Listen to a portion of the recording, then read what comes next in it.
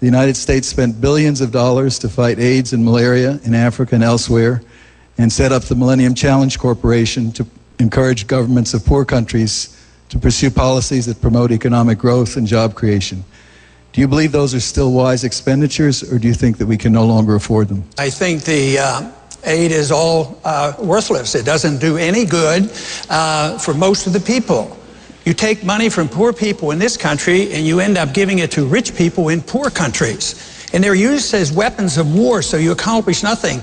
We should export maybe some principles about free markets and sound money, and maybe they could produce some of their own wealth. But this whole idea of talking about the endless wars and the endless foreign aid, it seems like nobody cares about the budget. I mean, we're in big trouble, and nobody wants to cut anything. So if you're going to keep sending foreign aid overseas and these endless wars that you don't have to declare and go into Libya without even consulting with the Congress, the biggest threat to our national security is our financial condition. And this is just aggravating it.